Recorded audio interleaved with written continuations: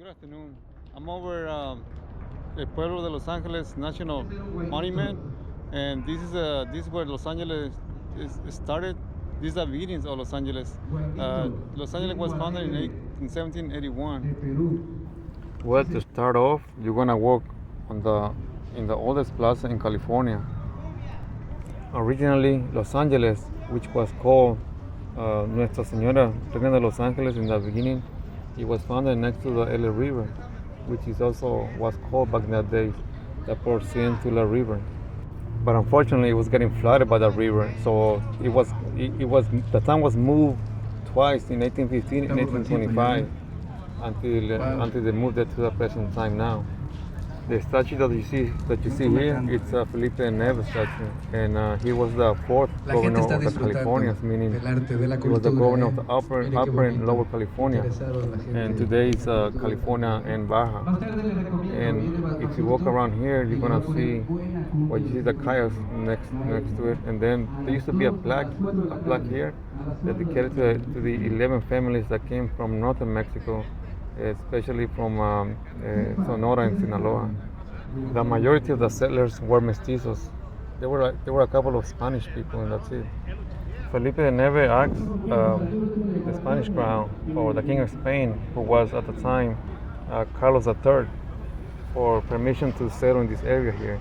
And so Felipe III, this one here, he gave the authorization to settle here. Before the Spaniards came here, it was a village, a Native American village for the Tomba people that later became the Caribeños due to the mission San Gabriel. And this village used to be called Yangna, and it was around this place. The buildings coming up is the Plaza Methodist Church, built in 1926, and on the right hand side is the Eugene Vizcailuz building. If you go to the corner of Alameda Street, you can see a Union Station right there in front of you. And on this side here, you're gonna see a bell, this bell right here. And it's supposed to be a replica of the bell that was used during the Mexican Revolution, not the Mexican Revolution, but the Mexican revolt against Spain for independence. As you walk towards the Eugene Vizcailuz building, you're going to see a plaque on the right hand side dedicated to the Tomba people that used to live in this area before the Spanish came here. And once you get to the building, to the Eugene Vizcailuz building, you're going to see a mural. The building was named after an LA, Los Angeles County sheriff who helped Christina Sterling to save this whole place from demolition. This mural here was done by Leo Politi, who was an Italian that used to write. Actually, he wrote a few books about the traditions and annual events on the plaza, or what the Mexican people used to do around here. And this is the blessing on the animals, which takes place every year during the Holy Week. And that is stand right there, Leo Politi. This building was part of the United Methodist Church and served as a conference headquarters for the United Church. Oh, there's a plaque here, and it tells you what it was. And it sits on the site where Juan Sepulveda Adobe was. Later on, the building served as the general consulate of Mexico for about 30 years, and I think now it's a gallery, art gallery. And the building next to it is the United Methodist Church, which is located on the site where Agustin Olvera's Adobe used to be at. And next to the church is the Olvera Street. You're gonna see this cross here. The original cross was erected in 1929, and the new one, this one that you see now, it's replaced the old one in 2017. It depicts the date of when Los Angeles was founded. As you go through here, you're gonna see different kinds of handicrafts, traditional clothes, bags. There's some taco shops around here too. Um, this whole place was opened during the 1930s when Christian Stalin, tried to save the entire buildings, from demolition. Then you can see another view of the church here, and you keep walking. Then you can see the other building here. I think it's a Hammer building. And from here you're gonna have a glimpse of that building. See that building right in the middle? That used to be the Plaza substation that was built in 1904, and it was the electric streetcar system and operated until 1963. It provided power to the electrical cars. They used to be like yellow streetcars. They used to be called.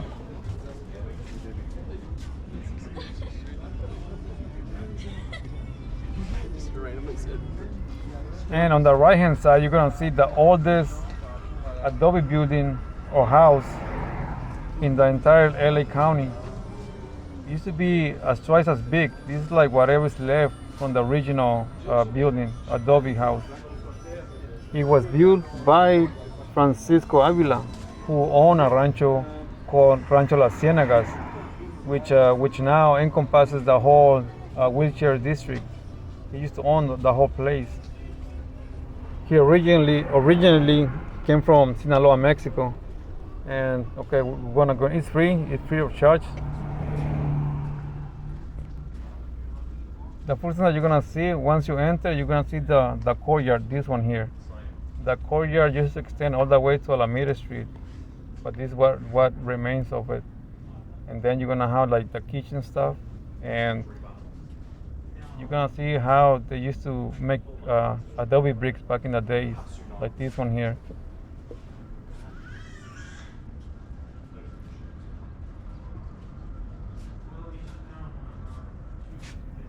And you're gonna have this like a little bit of history, who was here before. The Stockton used to be here, the Commodore Stockton, during the Mexican-American War. He stayed here for a few months. And this is one of the oldest grape tree.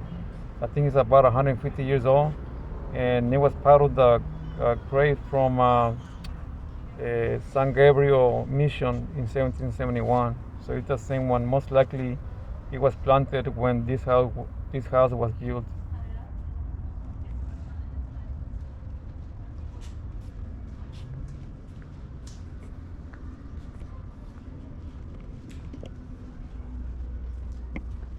And now we're gonna go inside the house. It's not exactly the same it looked in the beginning. I think some of the furnitures are from the 1840s, so it looks like how it was in the 1840s. The varnish wood planks were added later on, but in the beginning, the floor was dirt floor. It was compacted and it was really hard as concrete, and they used to sweep it all the time. That's how the Adobe houses used to look, with the dirt floor. It's like a marriage certificate, I think it was.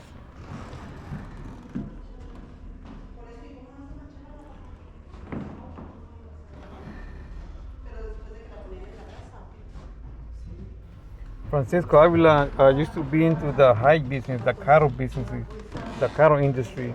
Look at this wall. It's about 2.5 to 3 feet wide. But anyways, he was into like he used to sell hide and tallow for the candles, and that's why you see all this stuff here. I think it was his business room or office room. The roof was actually flat in the beginning, and they used tar from the La Brea tar pits, and they used the tar as a ceiling.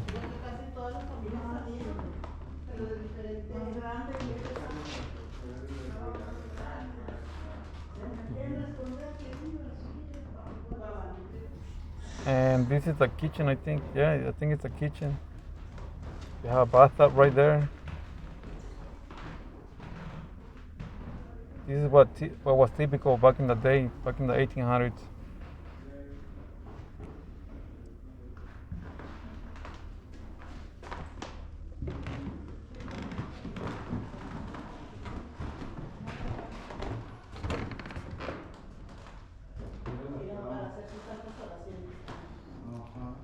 And this is another room here. I think this is for the entertainment room, no? Like a living room maybe. You have a piano there. You have another entrance here. That probably to entertain the visitors probably. Francisco Avila was one of the richest men in the day due to the cattle, cattle business.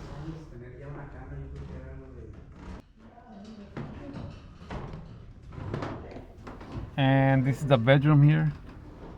You have your table there. You have the saints that you pray to.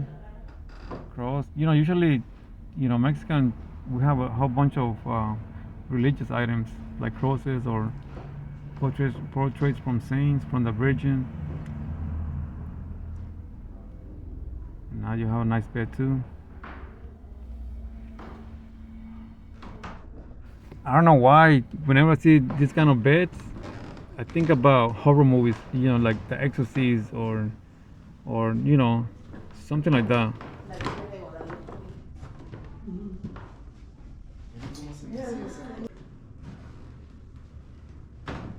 And this is a children's bedroom.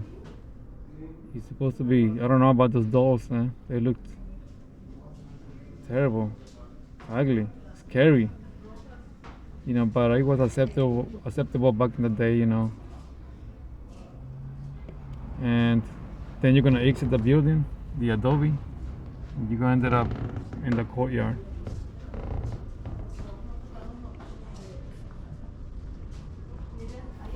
In the courtyard, there's usually fruit trees. I remember that stuff a lot. Either fruit trees or like vegetables, tomatoes, onions, And we do have a carreta right there.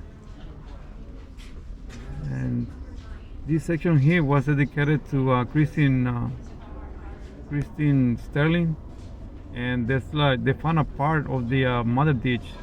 The ditch that used to bring water to the town in the early days. It's closed now. I don't know why. Besides the Commodore Stockton, Jeridia Smith stayed here for a few days when he crossed the Mojave Desert in 1827. Then go right and just keep going straight. You're gonna see a sundial here. I don't know if they've used it before. A cauldron maybe to cook chicharrones probably. Then you have a nice view of the house, the Adobe house, the oldest house in LA County, Adobe house in LA County. Then you're gonna see the grapes. You see the grapes? Then you're gonna have a glimpse of the Sepulveda building right there, second floor. This is El Paseo Inn, and it was established in 1930. It's a really nice area. It's a really nice restaurant to take a break. Great food, tasty food. And there's a mural inside painted by Ruben Lara Campos in 1946.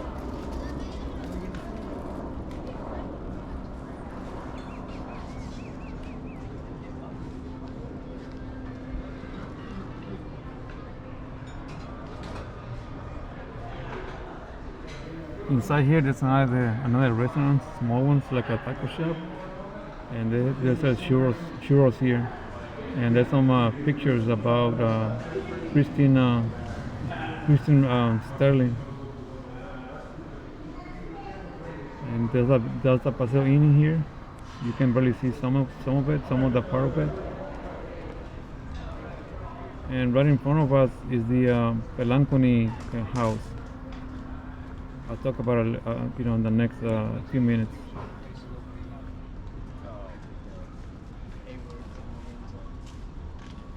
This is a great place for souvenirs, even for lucha libre masks. Olvera Street wasn't actually the real name. In the early days, it used to be called Wine or Vine Street, but then they changed the name in honor of the first judge, Los Angeles first judge, Agustin Olvera, in 1877.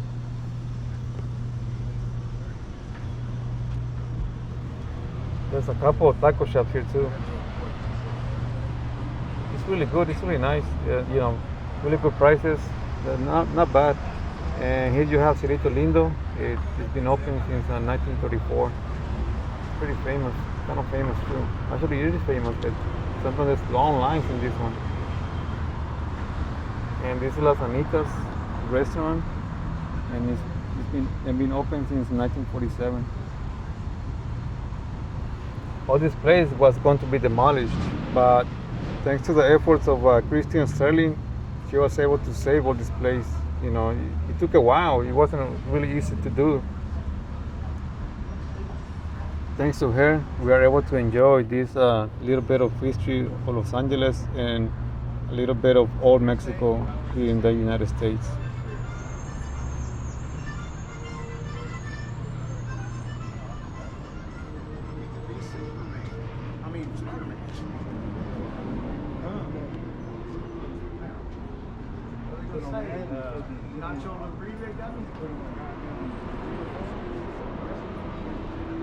Inside these buildings are really nice, beautiful traditional Mexican dresses here. You should check it out. You must go inside, check them out. You won't be disappointed, like I always said, you know. This is the Pelanconi house built in 1950, and it's the oldest fire brick house in Los Angeles. It was built by an Italian settler named Giuseppe Caracci. In the second floor, there were living quarters, and he had a wine cellar down below. Him and his friend Giuseppe Gasso had a winery across the street. But later on, in 1971, Antonio Pelancoli bought the property and continued the wine operation. And later in 1924, La Golondrina Cafe was opened on the lower floor.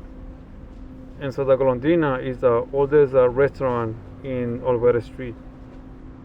What you saw right now is the Sepulveda house and David Siqueiro mural. And this is the Sepulveda House Museum. The house was built in 1987. You can see some grinding rocks here. I think they use it to grind acorns or corn. And once you get inside, you're gonna see like a timeline of the history of the house and her family. Most likely there was an Adobe house here before, because her family came in 1847. So around 1847-48 there was an Adobe here, and then in 1870 she added a second floor, and then in 1887 it became the Sepulveda Block, when she had like 22 rooms and large commercial building or places in front of the facing Main Street. She kept about 3 rooms for herself, and those rooms were facing Olvera Street.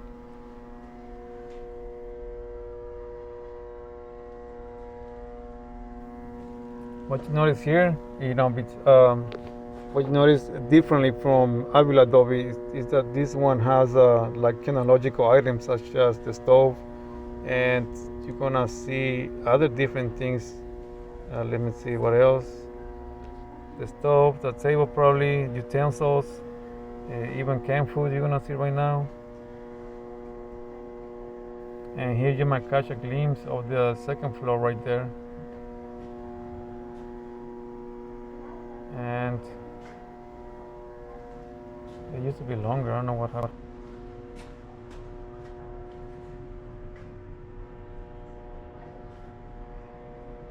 Here are the new items here that you see.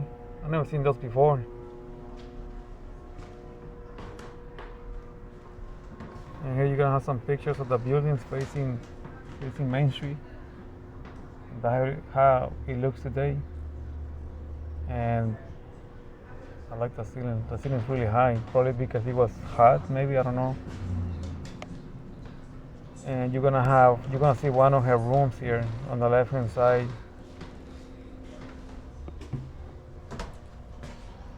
This one here. You see a lot of items, right? You know, it's a little bit clustered, but actually means that she was probably financially stable, because she had many items here. Not everybody had those stuff. Look at the ceiling, the wallpaper too.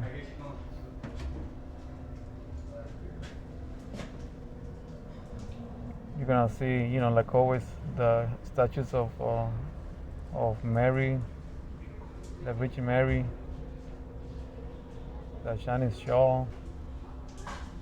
I mean, she was pretty good. She was pretty much stable. She did a pretty good job. And this is the exit, and well, this is it for today, guys. Thank you for watching my video. This is part 1. I'm gonna show you guys part 2, and I'm gonna talk about the David Siqueira mural, the Pico House, the Firehouse, the Chinese American Museum, and the Italian Hall. Well, I'll see you guys next time. Thank you. See you next video.